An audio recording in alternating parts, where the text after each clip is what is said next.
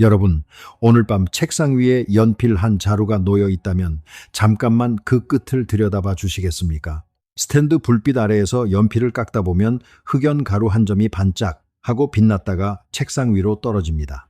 눈에 겨우 보이는 그 가루 한 점을 이제 상상 속의 칼로 반으로 잘라보겠습니다.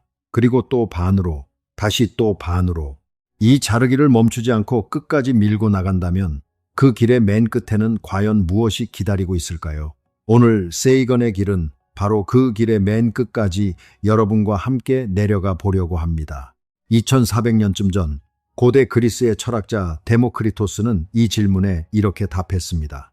언젠가는 더 이상 자를 수 없는 마지막 알갱이에 도착할 것이다. 그리스어로 자를 수 없다는 뜻의 아토모스, 우리가 아는 원자라는 말이 바로 거기서 왔지요. 실험 도구라고는 아무것도 없던 시대에 순수한 생각의 힘만으로 물질의 밑바닥을 내다본 위대한 직관이었습니다. 그런데 말입니다. 20세기의 물리학자들이 실제로 그 계단을 끝까지 내려가 보았더니 맨 아래층에서 기다리고 있던 것은 얌전하고 단단한 알갱이가 아니었습니다. 그곳에는 뭐라고 불러야 할까요?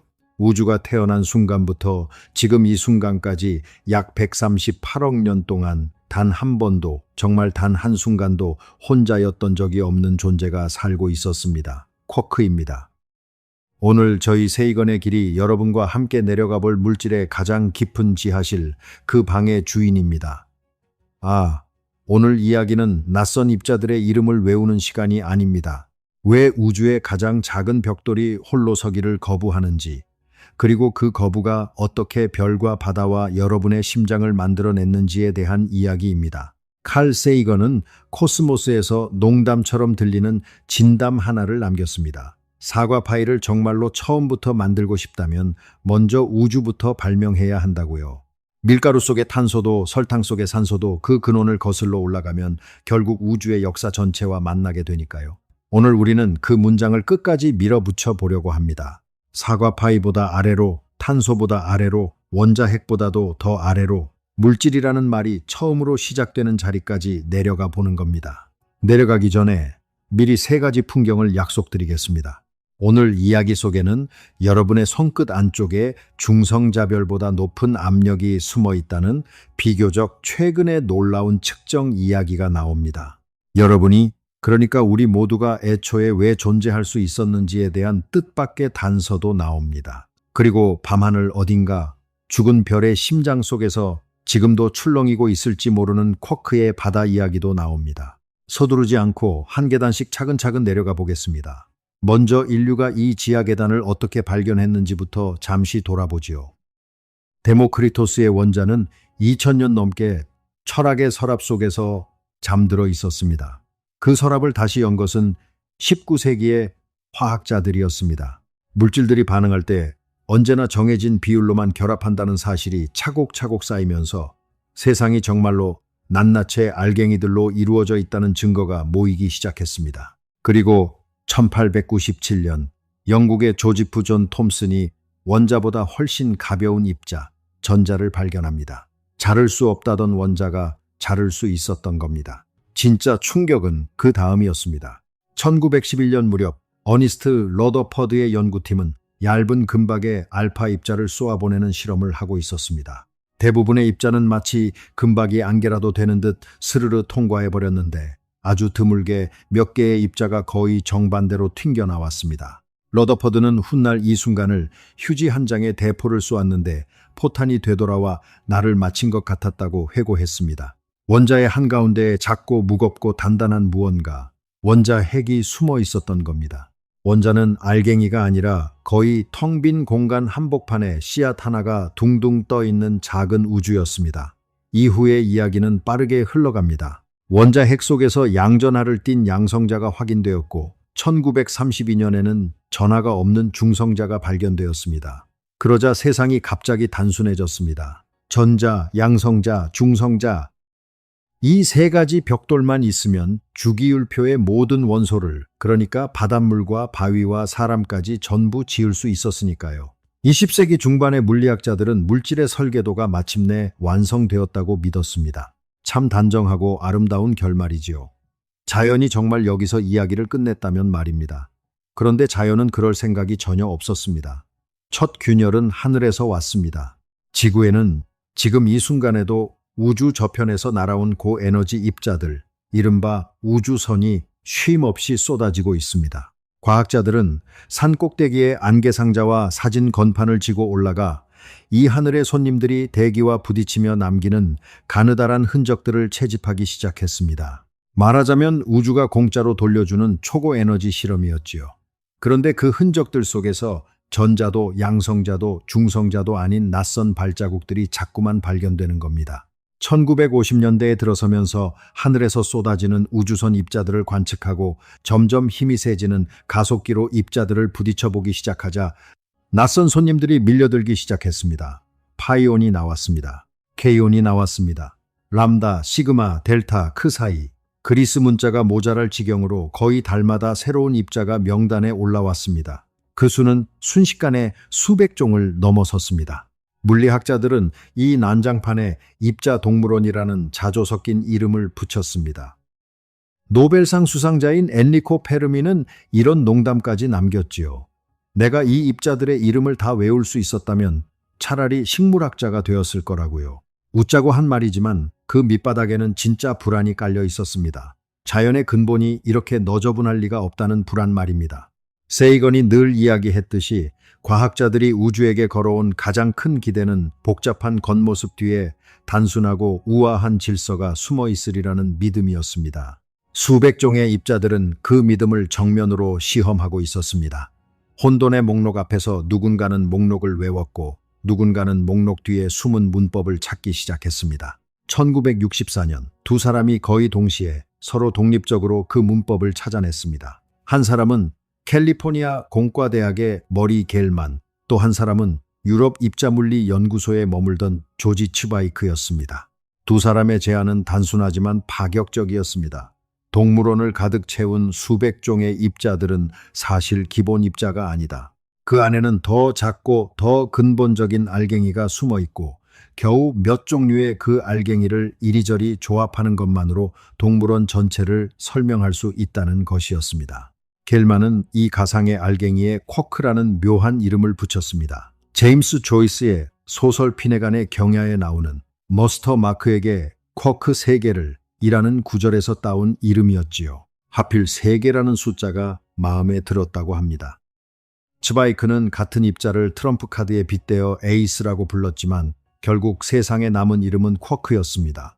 그러니까 물질의 가장 깊은 층의 이름은 실험실이 아니라 한 편의 난해한 소설에서 온 셈입니다. 저는 이 대목이 참 좋습니다. 우주의 밑바닥을 처음 부르는 이름에 시가 섞여 있다는 것이요. 그리고 이 낯선 이름의 작은 입자가 훗날 여러분 몸속 양성자 안쪽에 중성자별보다 높은 압력이 지도처럼 그려져 있다는 충격적인 측정으로까지 우리를 데려가게 됩니다. 그 압력 지도 이야기는 조금 후에 말씀드리겠습니다. 그때까지 함께 해주세요. 하지만 당시 학계의 반응은 차가웠습니다. 이유가 있었습니다. 쿼크 가설이 성립하려면 쿼크는 기본 전하의 플러스 3분의 1이라든가 마이너스 3분의 1이라든가 하는 분수 전하를 가져야 했기 때문입니다. 그때까지 인류가 발견한 모든 입자의 전하는 예외 없이 정수배였습니다. 전하가 쪼개진 입자라니 많은 물리학자들에게 그것은 거의 농담처럼 들렸습니다. 겔만 자신조차 처음에는 쿼크를 실제 입자라기보다 계산을 편하게 해주는 수학적 장부 정리 도구에 가깝게 조심스레 소개했을 정도였습니다. 그런데 이 장부가 너무나 잘 맞았습니다. 겨우 3종류의 쿼크만 가정하면 수백 종의 입자들이 마치 원소들이 주기율표의 자리를 잡듯 정확한 패턴 속으로 미끄러져 들어갔습니다. 쿼크 3개가 뭉치면 양성자나 중성자 같은 무거운 입자가 되고 쿼크 하나와 반쿼크 하나가 짝을 이루면 중간자라 불리는 가벼운 입자가 됩니다. 어지럽던 동물원이 하루아침에 정갈한 정원으로 바뀌었습니다. 그리고 1968년 스탠퍼드의 선형 가속기에서 결정적인 사건이 벌어집니다. 전자를 빛에 가까운 속도로 가속해 양성자에 쏘아 넣었더니 일부 전자가 큰 각도로 튕겨 나온 겁니다. 어디서 들어본 이야기 같지 않으신가요? 그렇습니다. 반세기 전 러더퍼드의 금박 실험이 한층 더 깊은 지하에서 그대로 되풀이된 것입니다. 양성자 속에도 단단한 점들이 있었습니다. 이 산란 실험의 결과를 설명하면서 리처드 파인만은 양성자 속 알갱이들의 파톤이라는 이름을 붙였고 곧 그 파톤이 바로 겔만의 쿼크와 같은 존재라는 사실이 분명해졌습니다. 종이 위에 시적인 가설이 실험 데이터 속의 물리적 실체로 확인되는 순간이었습니다. 인류는 이제 물질의 계단을 한층 더 내려섰습니다. 원자에서 원자핵으로, 원자핵에서 쿼크로. 그리고 이 새 지하층에는 위층의 상식이 전혀 통하지 않는 낯선 법칙들이 기다리고 있었습니다. 오늘날 우리가 아는 쿼크는 모두 6종류입니다. 물리학자들은 이들을 둘씩 짝지어 3개의 세대로 부릅니다. 이름들이 하나같이 엉뚱합니다. 업과 다운, 참과 스트레인지, 탑과 바텀, 위와 아래, 맵시와 기묘함, 꼭대기와 바닥이라니 무슨 동화책 목차 같지요. 하지만 이 6개의 이름 뒤에는 우주의 뼈대와 운명이 걸려 있습니다. 첫 번째 세대인 업쿼크와 다운쿼크는 말하자면 우주의 쌀과 물입니다. 양성자는 업 2개와 다운 하나, 중성자는 업 하나와 다운 2개로 이루어집니다. 여러분의 몸도, 지금 계신 방의 벽도, 오늘 저녁 밥상에 오른 흰 쌀밥도 결국은 이 두 종류의 쿼크와 전자만으로 지어진 건축물입니다. 우주라는 거대한 저택의 살림살이가 알고 보면 놀랄 만큼 소박한 겁니다. 그런데 이 소박함 속에 아찔한 우연이 하나 숨어 있습니다. 다운 쿼크는 업 쿼크보다 아주 조금 더 무겁습니다. 그 미세한 차이 덕분에 중성자가 양성자보다 아주 조금 무겁고 덕분에 양성자는 우주에서 가장 안정된 조합으로 남을 수 있었습니다. 만약 이 순서가 뒤집혀 있었다면 어떻게 되었을까요? 양성자가 붕괴하는 우주에서는 수소가 살아남지 못하고 수소가 없으면 별도, 물도, 화학도 그리고 이 이야기를 듣고 있는 여러분도 존재할 수 없습니다. 물질의 밑바닥에 적힌 아주 작은 숫자 하나가 존재 전체의 허가증이었던 셈입니다. 두 번째 세대는 조금 낯선 얼굴들입니다. 스트레인지 쿼크는 1950년대 우주선 관측에서 처음 흔적을 드러냈는데 이 쿼크가 들어간 입자들은 태어나기는 순식간에 태어나면서 사라질 때는 이상하리만치 꾸물거렸습니다. 생성과 붕괴의 시간표가 어긋나는 이 기묘한 행동 때문에 물리학자들은 아예 이름부터 기묘하다는 뜻의 스트레인지로 붙여버렸습니다. 그리고 이 기묘함을 장부에 적기 위해 기묘도라는 새로운 양자수까지 만들어야 했지요. 참 쿼크의 등장은 훨씬 극적이었습니다. 1974년 11월 미국 동부 브룩헤이븐의 세뮤얼팅 연구팀과 서부 스탠퍼드의 버턴 릭터 연구팀이 서로의 존재도 모른 채 완전히 같은 입자를 동시에 발견합니다. 참 쿼크와 반참 쿼크가 껴안고 도는 제2 사이 입자였습니다. 대륙의 양쪽 끝에서 같은 날 울린 2개의 종소리에 물리학계는 하룻밤 사이에 뒤집혔습니다. 사람들은 지금도 이 사건을 11월 혁명이라고 부릅니다. 쿼크는 더 이상 장부 속의 기호가 아니라 온 세상이 인정할 수밖에 없는 실체가 되었습니다. 여기서 잠깐 고개를 들어보세요.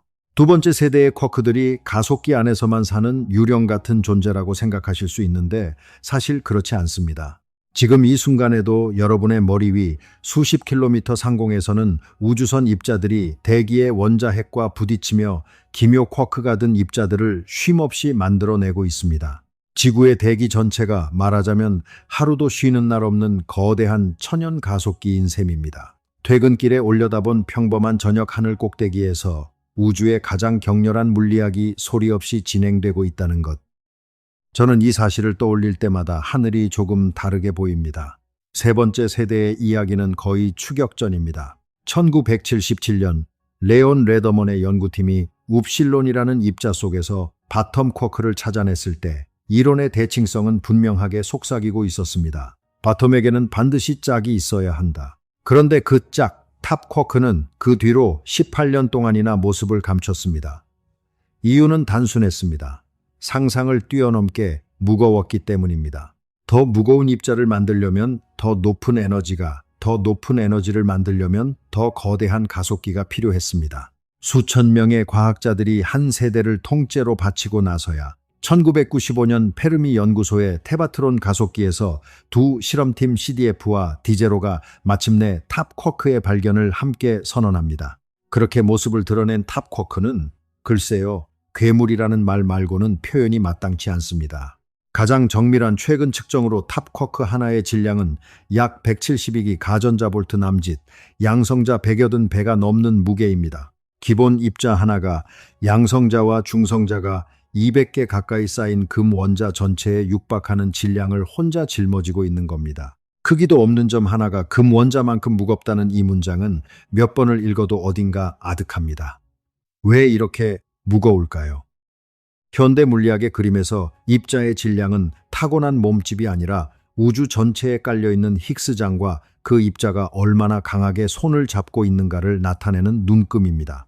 탑쿼크는 알려진 모든 입자 가운데 힉스장을 가장 세게 붙잡는 입자입니다. 그래서 물리학자들에게 탑쿼크는 질량이라는 수수께끼의 문을 여는 가장 중요한 열쇠꾸러미이기도 합니다. 게다가 이 괴물은 너무 무거운 나머지 태어난 지 1초를 10의 24제곱 조각으로 쪼갠 것보다도 짧은 시간 만에 무너져 내립니다. 다른 쿼크들과 뭉쳐 입자라는 옷을 지어 입을 겨를 조차 없지요. 그래서 탑쿼크는 6 형제 가운데 유일하게 맨 얼굴 그대로 태어나 맨 얼굴 그대로 사라지는 쿼크입니다. 그런데 이 대목에서 원래의 이야기가 잘 다루지 않는 놀라운 후일담이 하나 있습니다. 탑쿼크의 질량과 힉스 입자의 질량, 이 두 숫자를 나란히 놓고 우주 전체의 안정성을 계산해 보면 우리 우주의 진공이 완전한 안정과 준안정의 경계선 바로 근처에 서 있다는 결과가 나옵니다. 2012년 힉스 입자가 발견된 뒤 정밀해진 계산들이 가리키는 그림입니다. 준안정이라는 말이 무섭게 들리실지도 모르겠습니다. 하지만 설령 그 계산이 맞더라도 예상되는 시간 규모는 10의 수백 제곱년. 우주의 나이와는 비교라는 말 자체가 무의미해지는 아득한 시간입니다. 무서워할 일이 아니라 오히려 이상한 일이지요. 왜 하필 경계선일까요? 우주는 왜 이렇게 아슬아슬하게 절묘한 숫자들 위에 지어져 있을까요? 세이건이라면 아마 이 절묘함 앞에서 공포가 아니라 경외를 골랐을 겁니다. 그리고 바로 그 선택이 과학이라는 태도의 본질이기도 합니다. 여기까지가 6 쿼크의 얼굴들입니다. 그런데 지금까지 들으신 것이 이 가족 이야기의 전부가 아닙니다. 자연은 왜 굳이 무겁고 금방 사라지는 세대를 2벌이나 더 만들어 두었을까요? 그 답의 실마리가 여러분의 존재와 곧장 이어져 있으니 지금부터 조금만 더 집중해서 들어보세요. 이 질문을 정면으로 파고든 사람이 1973년에 두 일본 물리학자 고바야시 마코토와 마스카와 도시히데였습니다. 이야기의 출발점은 빅뱅입니다. 빅뱅은 물질과 반물질을 거의 정확히 반반씩 만들었습니다. 물질과 반물질은 만나는 즉시 서로를 지우고 빛으로 사라집니다. 그렇다면 계산은 간단하고 결말은 끔찍합니다. 우주에는 빛만 가득하고 별도 은하도 사람도 없어야 합니다. 그런데 우리는 지금 여기에 있습니다. 무언가가 아주 미세하게 물질적으로 기울어져 있었던 겁니다. 실제로 남은 장부를 보면 대략 10억 쌍이 서로를 지워 사라질 때 물질 입자 하나꼴로 살아남았습니다. 오늘날의 모든 은하와 별과 행성과 생명은 그 10억분의 1의 잉여, 말하자면 대소멸의 거스름돈입니다. 1964년 물리학자들은 스트레인지 쿼크가 들어있는 K온이라는 입자에서 물질과 반물질의 행동이 아주 미세하게 어긋난다는 사실을 처음 목격했습니다. CP 대칭성 깨짐이라 불리는 현상입니다. 문제는 당시 알려진 쿼크의 틀 안에서는 이 어긋남이 수학적으로 들어설 자리가 없었다는 점입니다. 고바야시와 마스카와는 여기서 대담한 걸음을 내디뎠습니다. 쿼크가 최소한 3세대, 그러니까 6종류는 존재해야 이 어긋남이 자연스럽게 방정식 안에 새겨질 수 있다는 것을 보인 겁니다. 그 시점에 인류가 발견한 쿼크는 겨우 3종류였습니다. 아직 본 적도 없는 입자를 3개나 더 예언한 셈이지요. 그리고 세월이 흘러 참, 바텀, 탑이 차례로 발견되었고 두 사람은 2008년 노벨 물리학상을 받았습니다. 그러니까 이렇게 말할 수 있습니다. 순식간에 사라져버려서 쓸모없어 보이던 무거운 쿼크들, 그 2벌의 여분 세대야말로 물질이 반물질을 아주 근소하게 이기고 살아남기 위한 조건이었을지도 모른다고요. 오늘 밤 여러분이 존재하는 이유의 한 조각이 스트레인지와 바텀이라는 낯선 이름들 속에 숨어 있는 셈입니다. 다만 정직하게 덧붙여야 할 각주가 있습니다. 지금까지 측정된 쿼크들의 대칭성 깨짐만으로는 실제로 살아남은 물질의 양을 다 설명하지 못합니다. 장부의 숫자가 아직 맞지 않는 겁니다. 자연은 어딘가에 우리가 못 본 어긋남을 더 숨겨두었고 그것이 어디인지는 현대 물리학의 가장 큰 미해결 문제 가운데 하나로 남아 있습니다. 모른다는 사실을 모른다고 말하는 것. 세이건이 사랑했던 과학의 정직함은 바로 이런 대목에서 빛납니다. 자, 이제 등장인물들을 만났으니 이들을 묶고 있는 힘의 정체를 들여다볼 차례입니다. 우리가 아는 우주는 네 가지 근본적인 힘으로 움직입니다. 행성과 별을 붙잡아두는 중력, 빛과 전기와 자석의 힘이자 우리 몸의 화학을 굴리는 전자기력, 태양을 태우는 핵융합의 첫 단추를 끼우고 방사성 붕괴를 일으키는 약한 상호작용, 그리고 오늘의 주인공 강한 상호작용, 줄여서 강력입니다. 이 힘들의 세기를 하나의 고정된 숫자로 줄 세우는 건 사실 조심스러운 일입니다. 힘의 유효한 세기는 거리와 에너지에 따라 달라지니까요. 다만 이것 하나는 분명합니다. 원자핵보다 작은 세계에서만큼은 강력이 압도적인 주인이라는 사실입니다. 강력이 왜 필요한지는 원자핵을 들여다보면 바로 보입니다. 원자핵 속에는 플러스 전하를 띤 양성자들이 살을 맞대고 모여 있습니다. 같은 전하는 서로를 밀어냅니다. 그것도 이렇게 가까운 거리라면 맹렬하게 밀어냅니다. 전자기력의 계산대로라면 원자핵은 존재하는 즉시 폭발하듯 흩어져야 하고 우주에는 양성자 하나짜리 수소 말고는 어떤 원소도 있을 수 없습니다. 탄소도 산소도 철도 없는 우주. 그런데 현실의 원자핵은 멀쩡합니다. 무언가가 전기적 반발을 누르고 핵자들을 한 방에 눌러 담고 있는 겁니다. 그 무언가의 뿌리가 쿼크들 사이에서 작용하는 강력입니다. 양자 세계에서 힘은 허공을 건너 마법처럼 전해지지 않습니다. 힘마다 그 힘을 실어 나르는 전령 입자가 있습니다. 전자기력의 전령이 빛 알갱이인 광자라면 강력의 전령은 글루온입니다. 접착제라는 뜻의 영어 단어 글루에서 온 이름이지요. 우주에서 가장 강한 힘의 전령에게 풀이라는 이름을 붙이다니 물리학자들의 장명 감각은 가끔 사랑스러울 정도로 소박합니다. 이 전령이 하는 일을 그려보기 위해 잠깐 어린 시절로 돌아가 볼까요? 실뜨기 놀이를 기억하시는지요? 실 한 가닥이 두 사람의 손가락 사이를 오가며 강이 되고 배틀이 되고 젓가락이 되는 동안 두 사람은 그 놀이에서 마음대로 빠져나올 수 없습니다. 실을 놓는 순간 무늬 전체가 무너지니까요. 양성자 속의 새 쿼크가 꼭 그렇습니다. 쿼크들은 글루온이라는 실을 1초에 셀 수도 없이 주고받으며 찰나마다 새로운 무늬를 짜고 있습니다. 그 끊임없는 주고받음 자체가 결속이 되어 셋은 결코 흩어지지 못하고 양성자라는 하나의 존재로 묶입니다.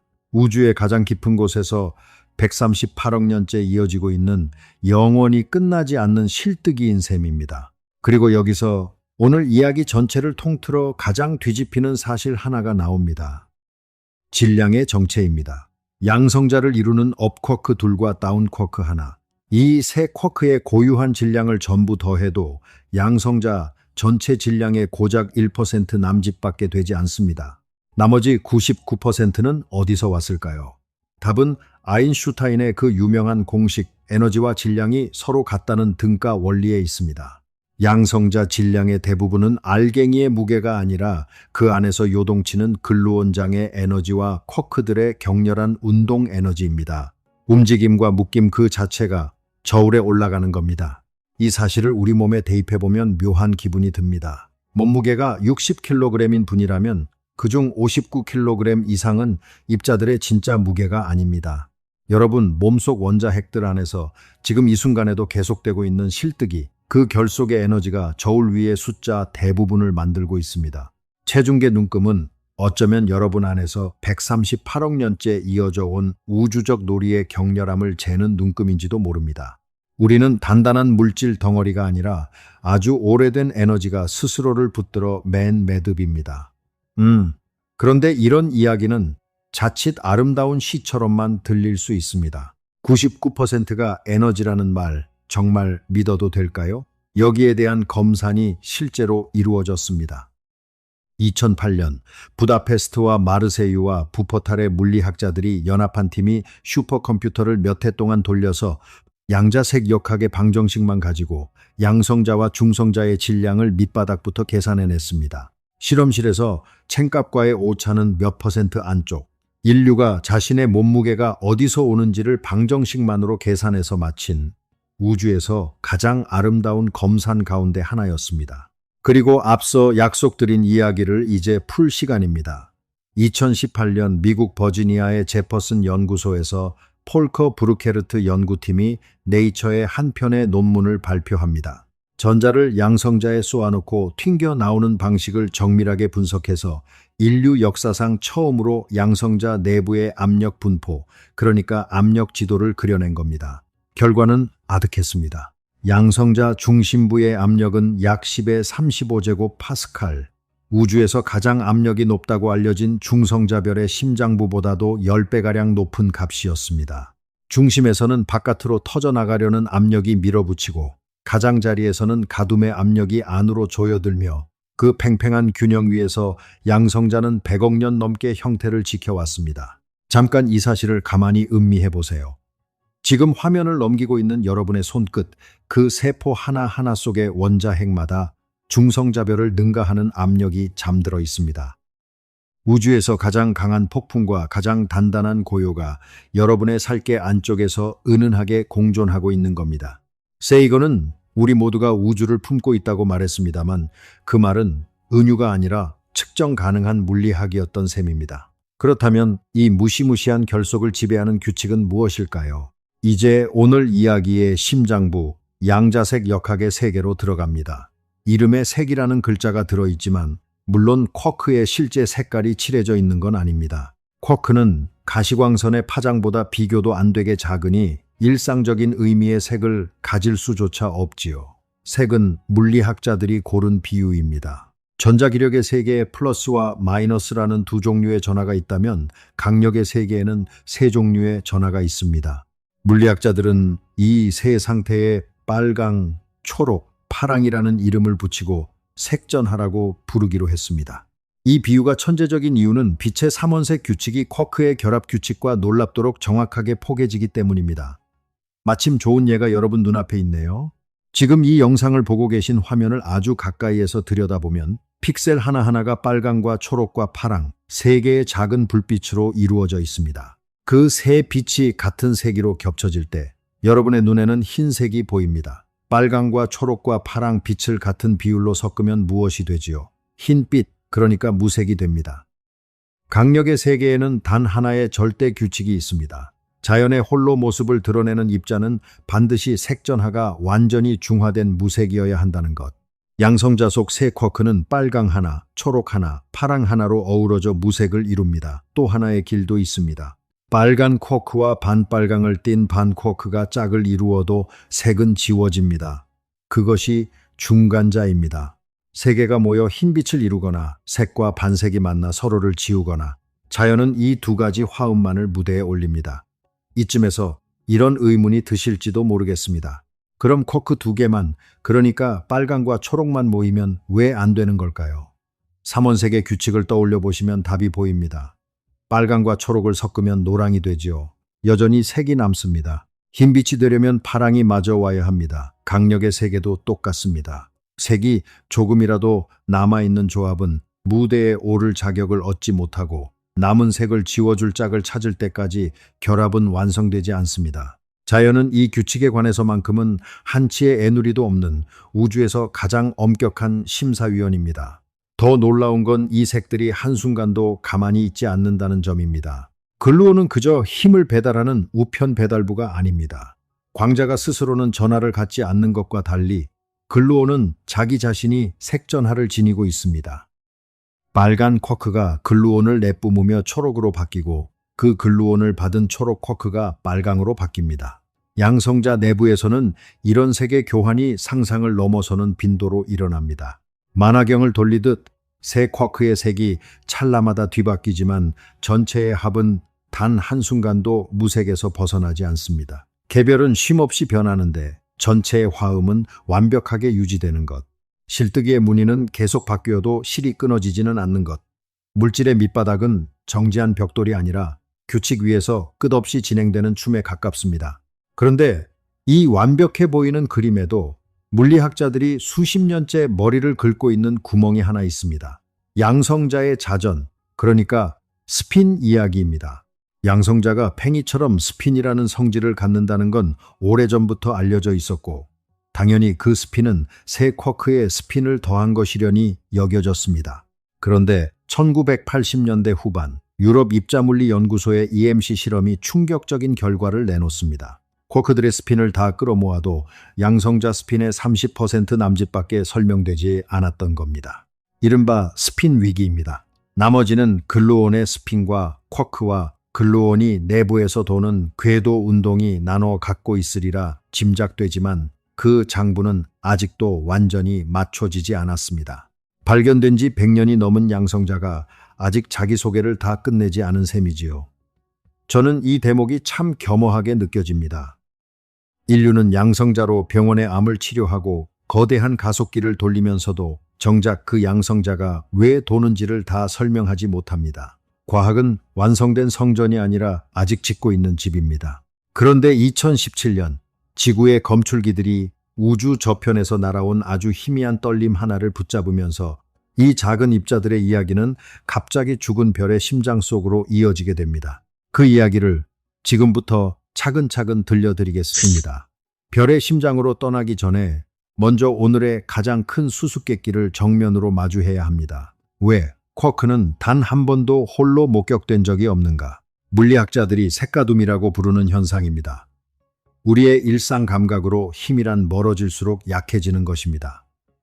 냉장고 문에 붙은 자석을 떠올려 보세요. 문에서 몇 센티미터만 떼어놓아도 끌림은 스르르 사라집니다.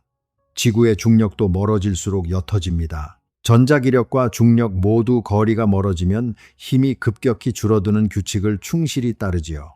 그래서 우리는 무엇이든 충분히 세게, 충분히 멀리 당기면 결국 떼어놓을 수 있다고 믿습니다. 그런데 강력은 이 상식을 정반대로 뒤집습니다.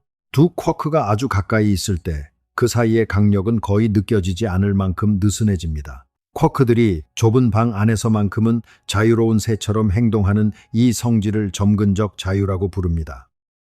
이 반직관적인 성질을 계산으로 밝혀낸 그로스와 폴리처와 윌룸 세 사람은 2004년 노벨 물리학상을 받았습니다. 그런데 쿼크 사이의 거리를 벌리기 시작하는 순간 이야기가 완전히 달라집니다. 멀어질수록 힘은 약해지기는커녕 점점 더 완강해집니다. 마치 고무줄처럼요. 살짝 당길 때는 부드럽다가 늘리면 늘릴수록 손끝의 저항이 팽팽하게 치솟는 고무줄 말입니다. 왜 이런 일이 벌어질까요? 비밀은 글루온의 그 별난 성질, 스스로 색전하를 지닌다는 점에 있습니다. 광자가 만드는 전기력선은 사방으로 부채살처럼 퍼져나가며 옅어집니다. 하지만 글루온들은 저희들끼리도 서로를 끌어당기기 때문에 두 쿼크 사이의 힘선들은 퍼지지 못하고 가늘고 빽빽한 하나의 끈으로 모여버립니다. 이 글루온 끈은 아무리 길게 느려도 굵기가 가늘어지지 않습니다. 단위 길이당 담긴 에너지가 일정하다는 뜻이고, 따라서 쿼크를 멀리 당기면 당길수록 끈에 쌓이는 에너지는 거리에 비례해 하염없이 불어납니다. 자, 그럼 사고 실험을 하나 해보지요. 우주 최강의 집게를 가져와서 양성자 속 쿼크 하나를 붙잡고 있는 힘껏 바깥으로 당겨보겠습니다. 당기면 당길수록 글루온 끈은 팽팽해지고 그 안에 에너지가 차곡차곡 쌓입니다. 그리고 어느 문턱을 넘는 순간 예상 밖의 일이 벌어집니다. 끈이 끊어지긴 하는데 끊어진 자리에서 아인슈타인의 등가 원리에 따라 그 축적된 에너지가 새로운 쿼크와 반쿼크 한 쌍으로 태어나는 겁니다. 결과를 보면 손에 들려있는 것은 자유로워진 쿼크 한 개가 아니라 새 짝을 얻은 온전한 입자 두 개입니다. 비유하자면 이런 겁니다. 10,000원짜리 지폐를 반으로 찢었는데 반토막 지폐 두 장이 아니라 찢는데 쓴 그 힘으로 새 지폐가 인쇄되어 온전한 지폐 두 장이 손에 들려있는 세 개. 이혼이 불가능한 게 아니라 이별을 시도하는 에너지가 곧바로 새로운 만남을 만들어버리는 세계입니다. 가끔 막대 자석의 비유도 쓰입니다. N극과 S극을 가진 자석을 반으로 잘라도 1극은 나오지 않고 다시 두 개의 온전한 자석이 되지요. 그림으로는 비슷하지만 자석의 물리와 색가둠의 물리는 서로 다른 이론이라는 점만 기억해 두시면 좋겠습니다. 어쨌든 핵심은 이겁니다. 쿼크를 떼어내려는 모든 시도는 실패하는 게 아니라 창조로 끝납니다. 분리에 쏟은 에너지가 새로운 물질의 재료가 되어 결국 검출기에 도착하는 것은 언제나 색이 지워진 온전한 입자들 뿐입니다. 우주가 시작된 이래 고립된 쿼크가 단 한 번도 관측되지 않은 이유가 바로 이것입니다. 실제 가속기 실험에서는 이 과정이 장관을 이룹니다. 충돌 지점에서 튀어나오려던 쿼크 주위로 순식간에 수십 개의 입자들이 태어나 부채살 모양의 줄기를 이루며 뿜어져 나옵니다. 물리학자들은 이 입자 소나기를 제트라고 부릅니다. 화면에 찍힌 제트의 방향과 에너지를 거꾸로 추적하면 그 찰나에 어떤 쿼크가 태어났는지를 법의학 수사처럼 재구성할 수 있습니다. 우리가 보는 것은 쿼크의 맨몸이 아니라 쿼크가 서둘러 지어 입고 나온 옷자락인 셈입니다. 이 보이지 않는 세계를 보기 위해 인류가 지은 도구들은 그 자체로 하나의 웅장한 서사시입니다. 처음에는 스탠퍼드의 3km짜리 직선 터널이었습니다. 다음에는 시카고 근교의 테바트론이 양성자와 반양성자를 마주 달리게 했습니다. 그리고 지금 스위스와 프랑스의 국경 지하 100m에는 둘레 27km의 고리, 대형 강입자 충돌기 LHC가 돌고 있습니다. 절대 영도에 바짝 다가선 영하 271도의 초전도 자석 수천 개가 양성자 빔을 붙들고 양성자들은 그 27km 고리를 1초에 1만 1천 바퀴 넘게 돕니다. 빛의 속도에 한없이 가깝지만 결코 도달하지는 않는 속도입니다. 그리고 정해진 지점에서 정면으로 충돌합니다. 납 원자핵끼리 부딪히는 실험에서는 충돌점의 온도가 수조도까지 치솟습니다. 태양 중심부의 수십만 배. 우주가 태어나던 순간 이후로 자연 어디에도 없던 온도가 지구의 지하 터널 안에서 찰나마다 만들어지는 겁니다. 그 곁을 아파트만 한 검출기들이 둘러싸고 초당 수십억 번의 충돌 가운데 의미 있는 순간만을 인공지능 필터가 가려냅니다. 인류가 만든 가장 거대한 기계가 자연이 만든 가장 작은 것을 보기 위해 지어졌다는 사실. 저는 이 역설이 인간이라는 종의 가장 사랑스러운 초상 가운데 하나라고 생각합니다. 그리고 이 충돌들이 재현하는 것은 다름 아닌 우리 우주의 첫 페이지입니다. 시계를 138억 년 전으로 되감아 보겠습니다. 빅뱅 직후 100만 분의 1초 남짓한 동안 우주 전체는 수조도의 불덩이였습니다. 이 온도에서는 강력의 봉인조차 성립하지 않아서 쿼크와 글루온은 개별 입자에 갇히지 않은 채 우주 전체를 흐르고 있었습니다. 쿼크 글루온 플라스마라 불리는 상태입니다. 그런데 재미있는 반전이 있습니다. 물리학자들은 이 원시 수프가 희박한 기체처럼 행동하리라 예상했지만 2000년대 중반 미국의 릭 가속기가 실제로 이 상태를 만들어 보니 그것은 기체가 아니라 점성이 극도로 낮은 거의 완벽에 가까운 액체처럼 출렁였습니다. 우주의 첫 물질은 안개가 아니라 이시글이글 끓는 한 방울의 완전한 액체였던 겁니다. 그리고 우주가 팽창하며 식어가던 어느 순간 온도가 문턱 아래로 떨어지자 강력의 봉인이 일제히 닫혔습니다. 자유롭던 쿼크들이 셋씩 짝을 지어 갇히면서 우주 최초의 양성자와 중성자들이 태어났습니다. 우주 전체의 역사를 1년짜리 달력으로 압축한 세이건의 코스믹 캘린더로 치면 1월 1일 0시 0분 0초, 시계로는 도저히 잴 수 없는 첫 찰나에 벌어진 일입니다. 그런데 여기서 오늘 이야기 전체를 관통하는 사실 하나를 말씀드리고 싶습니다. 그때 태어난 양성자들은 지금도 그대로 있습니다. 여러분, 몸속 수소의 원자핵 하나하나가 바로 그때 지어진 양성자입니다. 세이건은 우리가 별의 먼지라고 했습니다.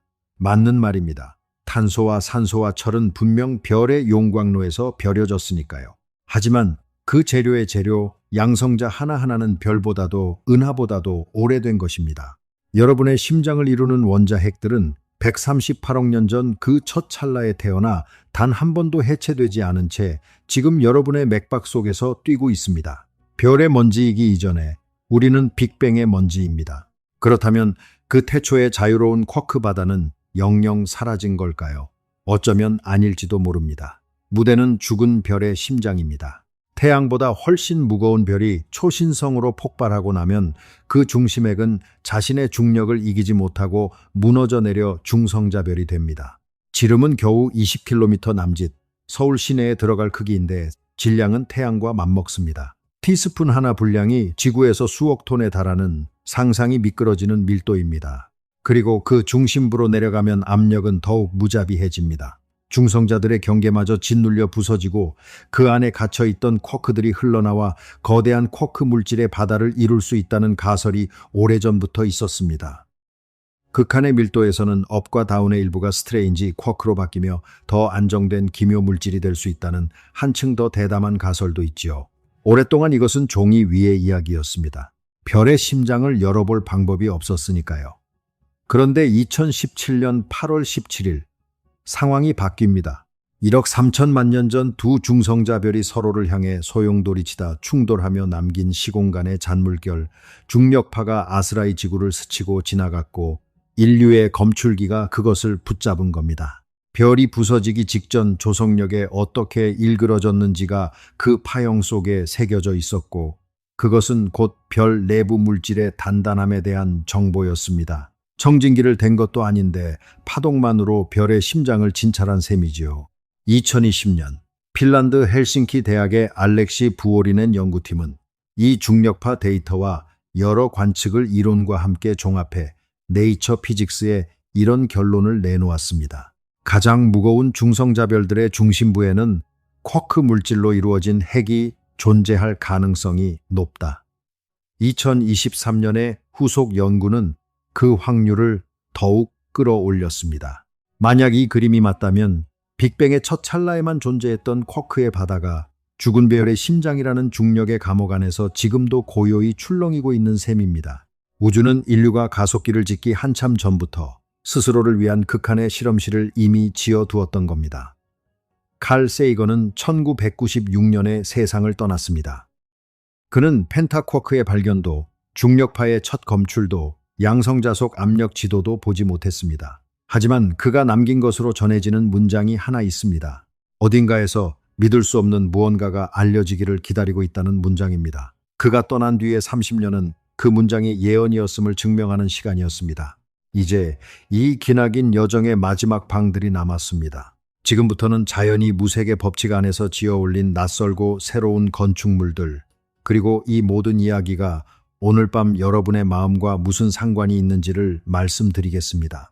겔만과 츠바이크가 처음 쿼크의 문법을 적어 내려가던 1964년, 그 수식들은 이미 조용히 어떤 가능성을 열어두고 있었습니다. 무색이기만 하다면 굳이 3개나 2개가 아니어도 된다는 가능성 말입니다. 쿼크 4개짜리, 5개짜리 건축물도 규칙 위반이 아니었던 겁니다. 다만 반세기 동안 아무도 그런 건물을 실제로 보지 못했을 뿐이지요. 그런데 21세기 들어 대형 강입자 충돌기의 정밀한 눈이 마침내 그 낯선 건축물들을 하나둘 찾아내기 시작했습니다. 첫 신호는 2003년 일본의 벨 실험에서 왔습니다. X3870이라는 무미건조한 이름이 붙은 이 입자는 어느 서랍에도 얌전히 들어가지 않는 이상한 성질을 보였고 쿼크 4개짜리 상태의 첫 후보로 물리학자들을 20년 넘게 매혹하며 애태우고 있습니다. 그리고 본물이 터졌습니다. 2015년 LH12 실험팀이 쿼크 5개로 이루어진 펜타쿼크의 강력한 후보를 관측했다고 발표했습니다. 2020년에는 참 쿼크와 반참 쿼크가 두 쌍, 그러니까 무거운 쿼크만 4개로 지어진 화려한 입자가 나타났습니다. 2021년에 발견된 더블참 테트라쿼크는 특히 인상적이었습니다. 참 쿼크를 2개나 품고도 이런 이국적 입자치고는 이례적으로 오래 버티는 안정의 문턱 바로 아래에 서 있는 존재였거든요. 2022년에는 기묘 쿼크가 든 새로운 펜타쿼크와 전하를 2개나 띤 테트라쿼크 형제까지 명단에 올랐습니다. 이렇게 대형 강입자 충돌기가 지금까지 찾아낸 새로운 강입자만 70종이 넘습니다. 어딘가 익숙한 풍경 아닌가요? 그렇습니다. 반세기 만에 입자 동물원이 돌아온 겁니다. 하지만 이번에는 결정적인 차이가 있습니다. 지금 우리는 문법을 알고 있습니다. 새 입자들은 혼돈이 아니라 무색이라는 같은 규칙으로 쓰인 새로운 시들입니다. 이 다중 쿼크 상태들이 좁은 방에 오밀조밀 모여 사는 한 가족인지 아니면 두 채의 집이 이웃처럼 느슨하게 붙어있는 분자 같은 구조인지는 아직 논쟁 중입니다. 답이 어느 쪽이든 강력이라는 힘의 미묘한 결을 읽는 새로운 창이 열린 것만은 분명합니다. 그리고 이 목록의 끝에는 어쩌면 가장 기이한 건축물이 기다리고 있을지도 모릅니다. 글루온은 스스로 색전화를 지니고 서로를 끌어당긴다고 말씀드렸지요. 그렇다면 이론적으로는 쿼크가 단 한 개도 없이 오직 글루온들만으로 지어진 무색의 입자도 가능해집니다. 접착제만으로 지은 집, 물리학자들은 이를 글루볼이라고 부릅니다. 슈퍼컴퓨터 계산은 글루볼이 어느 질량 언저리에 있어야 하는지까지 예측해 두었는데 2024년 중국의 실험팀이 X2370이라는 입자의 성질을 정밀하게 측정해 보니 가장 가벼운 글루볼의 예측과 여러모로 맞아떨어졌습니다.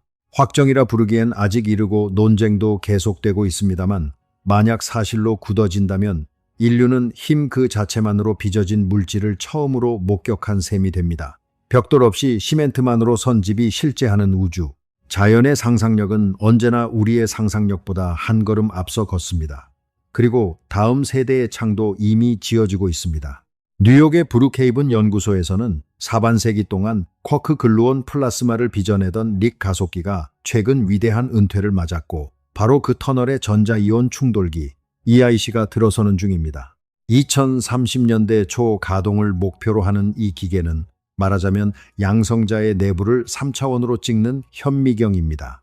전자라는 가장 깨끗한 탐침으로 양성자 속 쿼크와 글루온의 위치와 움직임을 입체 지도로 그려서 스핀에 잃어버린 장부는 어디에 있는지, 글루온의 안개는 어디까지 짙어지는지, 압력 지도의 다음 페이지에는 무엇이 적혀 있는지를 묻게 될 겁니다.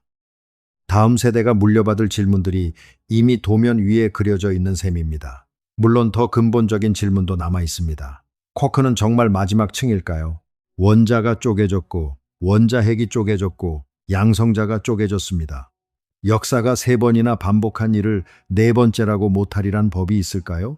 쿼크 속에 더 작은 알갱이, 이른바 프리온이 숨어 있다는 가설이 실제로 제안되어 있습니다. 다만 지금까지의 모든 실험에서 쿼크는 내부 구조의 흔적을 전혀 보이지 않았고, 그래서 오늘의 물리학은 쿼크를 크기 없는 기본 입자로 다룹니다. 한편에서는 점이 아니라 진동하는 아주 작은 끈이 만물의 바탕이라는 끈 이론이 수학적 아름다움을 뽐내고 있지만 이 역시 실험의 저울에는 아직 올라보지 못한 가설입니다. 세이건은 악령이 출몰하는 세상에서 특별한 주장에는 특별한 증거가 필요하다고 썼습니다. 그 정신을 따라 우리는 설레는 가설과 검증된 사실을 서로 다른 서랍에 정갈하게 보관해 둡니다. 그리고 모른다는 서랍이 아직 많이 남아있다는 사실이야말로 다음 세대의 물리학자들에게 남겨진 가장 큰 선물일 겁니다. 자, 이제 여정의 끝에서 처음의 질문으로 돌아가 보겠습니다. 연필가루 한 점을 끝까지 잘라 내려가면 무엇이 나오는가? 데모크리토스는 더 이상 자를 수 없는 알갱이를 예언했습니다. 반은 맞았습니다. 그런데 나머지 반이 뜻밖이었지요. 물질의 밑바닥에서 우리가 발견한 것은 고독한 알갱이가 아니라 절대로 혼자 있을 수 없는 존재들이었습니다. 우주의 가장 깊은 곳에 새겨진 제1의 법칙은 홀로 있지 않음이었습니다. 이 사실이 얼마나 뒤집힌 그림인지 잠깐 음미해 보세요. 우리는 흔히 우주를 차갑고 텅 빈 고독의 공간으로 상상합니다. 별과 별 사이의 아득한 어둠, 은하와 은하 사이의 광막한 침묵, 틀린 그림은 아닙니다. 하지만 그 고독한 우주의 모든 물질은 정작 단 한순간도 혼자였던 적 없는 입자들로 지어져 있습니다. 전자는 홀로 날아다닐 수 있습니다. 빛도 홀로 여행합니다. 하지만 물질의 뼈대인 쿼크만은 존재하는 방식 자체가 함께입니다.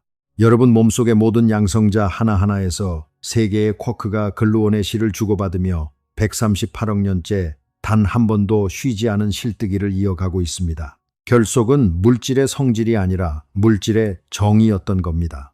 세이건은 우리가 우주가 스스로를 알아가는 하나의 방법이라고 말했습니다. 오늘의 언어로 다시 쓰면 이렇게 될 겁니다. 138억 년 전 첫 찰나에 서로를 붙잡은 쿼크들이 양성자가 되고 양성자들이 별의 용광로에서 탄소와 산소가 되고 그 원소들이 지구라는 작은 행성 위에서 뇌라는 구조를 이루었으며 오늘 밤 그 뇌가 자기 자신의 가장 깊은 밑바닥을 들여다보고 있다고요. 지금 이 이야기를 듣고 계신 여러분이 바로 쿼크가 쿼크를 이해하는 사건 그 자체입니다. 우주는 자신의 가장 작은 비밀을 자신의 가장 복잡한 작품에게 들려주고 있는 중입니다. 코스믹 캘린더 위에서 보면 더욱 아득한 이야기입니다. 데모크리토스의 질문부터 오늘의 압력 지도까지 인류의 물리학 전체가 12월 31일 밤 12시를 몇 초 남겨둔 마지막 찰나에 벌어진 일이니까요. 우주가 138억 년 동안 지켜온 비밀을 태어난 지 몇 초밖에 안 된 존재가 벌써 이만큼 읽어냈습니다. 그 몇 초가 저는 눈물겹게 자랑스럽습니다. 그러니 혼자라고 느껴지는 밤이 오면 이 이야기를 떠올려 주셨으면 합니다. 겨울 새벽 찬 공기 속으로 입김이 하얗게 흩어지는 걸 바라보며 문득 세상에 나 혼자인 것 같은 기분이 드는 날이 있지요. 그런 날에도 물리학은 조용히 이렇게 말해줍니다. 그 입김의 물분자 하나하나, 그 속의 원자핵 하나하나에서 우주가 태어나던 순간 맺어진 결속이 지금 이 순간에도 끊어지지 않고 계속되고 있다고요. 여러분의 몸은 우주에서 가장 오래된 약속들의 집합입니다. 무려 138억 년 동안 단 한 번도 깨진 적 없는 약속들 말입니다. 이 약속이 얼마나 단단한지를 인류는 실제로 재어보기까지 했습니다. 일본의 산속 깊은 곳, 5만 톤의 순수한 물을 채운 슈퍼 가미오 칸데라는 거대한 지하 수조에서 과학자들은 수십 년째 양성자가 무너지는 순간을 기다리고 있습니다. 몇몇 이론들이 양성자도 언젠가는 붕괴할 수 있다고 예언했기 때문이지요. 그런데 지금까지 단 한 건도 관측되지 않았습니다. 그 침묵이 말해주는 양성자의 수명은 적어도 10의 34제곱년 이상, 우주의 현재 나이보다 100만 배의 100만 배의 조배나 긴 시간입니다. 우주에서 가장 작은 약속이 우주에서 가장 오래가는 약속이기도 했던 겁니다. 잠시 아무것도 하지 않으셔도 됩니다. 그저 숨을 한번 천천히 들이쉬고 내쉬어 보세요. 방금 그 한 번의 호흡 동안에도 여러분 몸속에 셀 수 없이 많은 양성자들 안에서는 색이 수없이 바뀌고 글루온이 오가고 무색의 화음이 단 한순간도 흐트러지지 않았습니다. 여러분이 애쓰지 않아도 잊고 있어도 심지어 잠들어 있어도 이 결속은 멈추지 않습니다. 세상의 많은 것들이 우리를 불안하게 하지만 존재의 가장 밑바닥만큼은 이렇게나 성실하고 이렇게나 한결같습니다. 고독은 표면의 날씨일 뿐 존재의 밑바닥은 처음부터 함께였습니다. 그리고 그 함께가 만들어낸 에너지가 여러분의 몸무게가 되고 그 결속이 만들어낸 원자들이 여러분의 심장이 되어 오늘도 어김없이 뛰고 있습니다. 오늘 밤 잠들기 전에 두 손을 한번 가만히 마주 잡아보세요. 손바닥과 손바닥 사이에 은은하게 번지는 그 온기가 따지고 보면 138억 년 전부터 이어져 온 우주의 가장 오래된 놀이, 그 실뜨기의 가장 새로운 무늬입니다. 우주는 가장 작은 곳에서부터 놓지 않는 법을 먼저 배웠고 그 법이 쌓이고 쌓여 별이 되고 바다가 되고 서로의 손을 잡는 우리가 되었습니다. 오늘도 이렇게 함께 해주셔서 진심으로 감사합니다. 이 광활한 코스모스 속에서 살아있는 이 기적 같은 순간을 조금 더 깊이 음미해 보시길 바랍니다. 저희 세이건의 길에서는 다음에도 이 광대하고 아름다운 우주의 이야기로 여러분을 찾아오겠습니다. 구독과 알림 설정 부탁드리고요. 오늘 밤 평안한 밤 되세요. 안녕히 계세요.